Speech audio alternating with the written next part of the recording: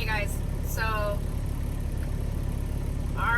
the job site that I'm on, that I've been on, is now requiring face coverings on the site at all times, meaning that if you are on the site, even if you're in the truck with the windows up, you must have your face covered.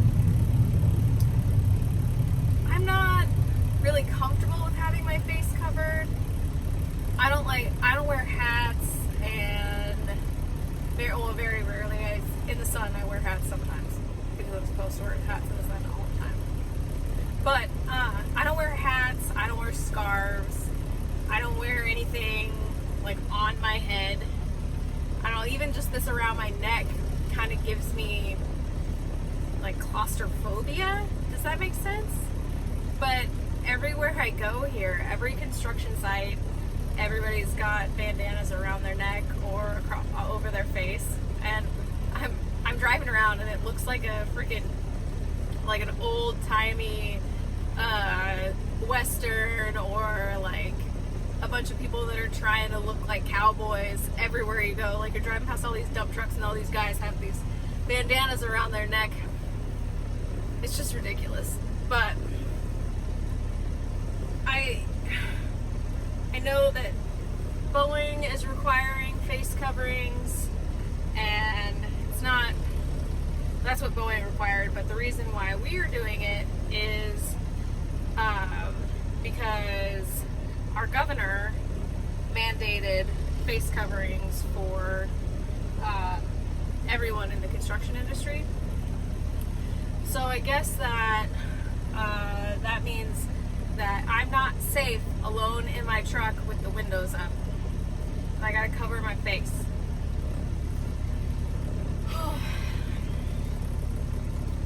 Wonder how long this is gonna last. I hope it's over soon because it's just gonna get worse. It's gonna get warmer outside, and before you know it, it's gonna be 95 degrees here, and you're gonna have your face covered at the job site, which is outside. I mean, I can understand if you were like a carpenter or a plumber or an electrician and you're in the actual building and you're working with a bunch of other people, but on the job site, the closest contact I have with someone is at one point in time, and it's at the end of the day, and I only have to get close enough to the foreman to hand him my scale tickets, and I don't have to I don't have to talk to anybody, and whatever I need to know can be told to me over the phone if I don't know. It just seems really ridiculous. But this is now part of my PPE setup. PPE, along with this old gal right here. This is hot pink. This isn't red. So it's hard to tell. But the owner of the company, his wife, she went to go get face coverings, and she came back with a bunch of like hot pink ones and light pink, and I think she had some blue too, but she said she got whatever was left. And I volunteered to take a pink one, and I'm like, I don't really care what color it is because I don't want to wear it anyways. But I was trying to convince the rest of the drivers to take the other hot pink ones because truck driver requirement hot pink bandana. No. And safety glasses that I also hate. I'm gonna guess that a lot of people watching this wear glasses or contacts. I don't wear either. Everyone I know pretty much wears glasses or contacts, and I was making fun of my sister last summer because she'd just gotten glasses, and I was teasing her about them. I'm like, hey, I don't really care if she has glasses, but it was more of a good-hearted, like, making fun of your sister like most people do for being four eyes. And I was in a group of girls, my sister-in-law and one of my of our friends, and there were 6 of us in total because we were going to a concert. And I look around the group and I realize I'm the only one that doesn't wear glasses. And I was like, oh man, I shouldn't be making fun of you guys because I'm the odd man out. But anyways, I hate wearing the safety glasses. I do it if I have to. It's kind of pointless because I'm not near anything, and all I'm doing is cleaning my reach and maybe going to the bathroom. But anyways, I don't like wearing the safety glasses because they make me dizzy. Just the curve of the lens, they're super curved, like fisheye, and I start to lose my balance after about 3 or 4 minutes of wearing them. I tripped and fell on one of our job sites, which was real awesome and super, super embarrassing. Because I just get dizzy and then I have a hard time walking and I tripped over a curb. It happened.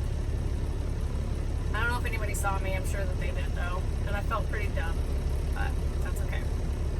But wanted to show you guys something on one of our trailers that a friend of mine had a failure on, and just to give you an idea, my truck has my trailer, it has a solid frame, so like if it bounces up and down, it can lift the back end of the truck up, which causes the truck to bounce more than it normally does, because you have your suspension that's bouncing, and then the cab shocks, the air ride on the cab, and then you guys were making fun of me because I bounce all over in here, which I do. The seat bounces really bad, but part of it is that I'm so light, and so it's easy for the seat to jump up. Okay, back to the trailer. Getting all distracted. But the trailer has a straight frame on it. Most of our trailers do. And my friend, he has a trailer like our newest truck has a trailer where right in front of the front axle on the trailer there's a hinge.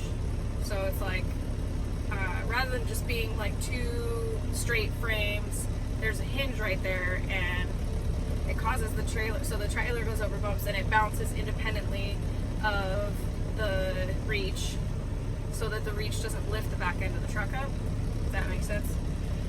It's a cool design.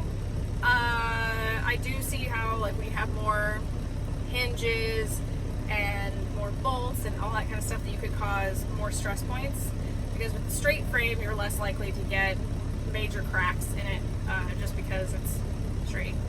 But I'll show you guys what to look for, and I know I've got a couple truck and trailer guys follow me on here, they make comments, but I